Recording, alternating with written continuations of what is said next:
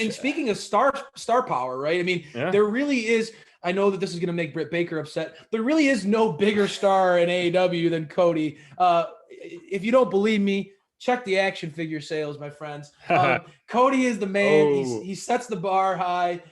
Every single time we see him, whether it's in the ring or on the mic, I think the standard for Cody has become so high that there are times in which we are left wondering, man, like how does it continue to hit that bar?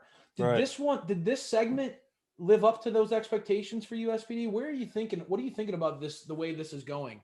Well, I was thinking it as a two-parter. I mean, watching the AEW awards ahead of time or before the show, you saw Shaq take off his glasses and challenge Cody essentially to a Shaq attack anytime in March. So that's setting up hint, hint, hint to Cody versus Shaq, or maybe a mixed tag type of match.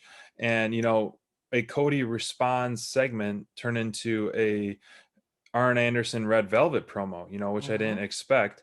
And so, Red Velvet came out and Arn did an outstanding job, really, promoting her and putting her over, and seeing her on Dark last night. She's got some great intensity. It's going to be a humongous uphill battle for someone like her versus Jade, just about the pure size difference if they go one-on-one.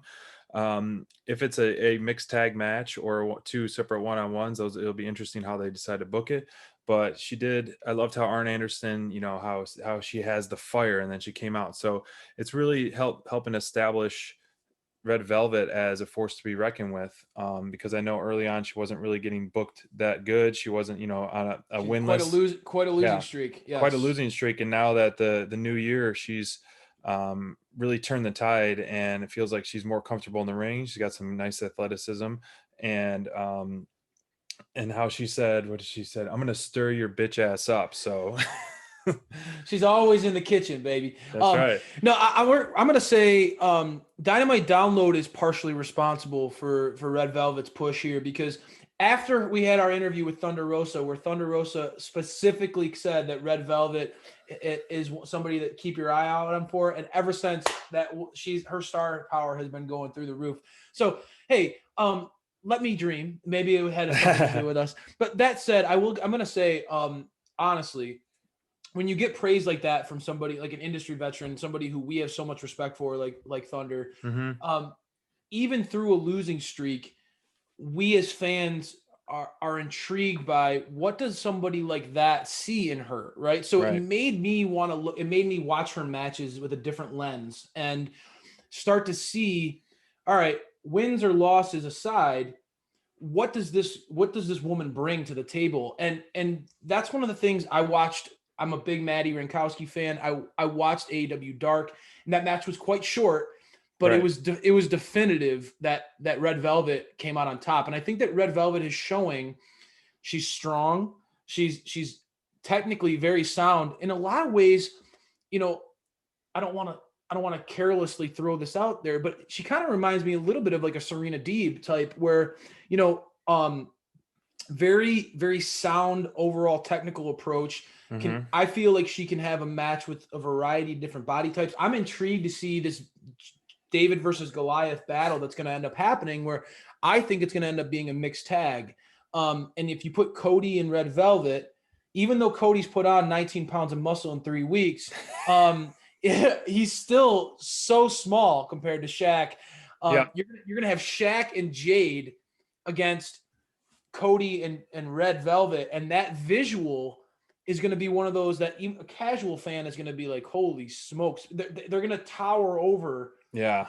Shaq and Jade are going to tower over Cody and Red Velvet. And I think that that's going to be it's going to work out really well. Obviously this is going to be a nice rub for Red Velvet in the long term as a babyface. I think that her standing up for Brandy, her pushing back, not letting Jade continue to be the bully of the women's division. There's something organic happening here. And when you get paired with Cody, your upside is unlimited. So I'm a fan. I'm intrigued. I know that this one's a controversial storyline. I think that right now, I think they're playing. AEW is doing a nice job of not shoving it down our throats not force feeding this to us every single week and Mm-hmm. making it feel like this is the biggest. I don't know about USPD, but this isn't even in like the top 3 feuds going on right now. No, It's and really, it works though.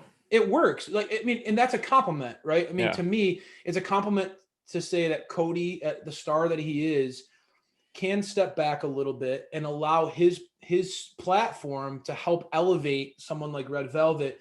We've talked a lot about the women's division needing to establish more credible stars, Mm-hmm.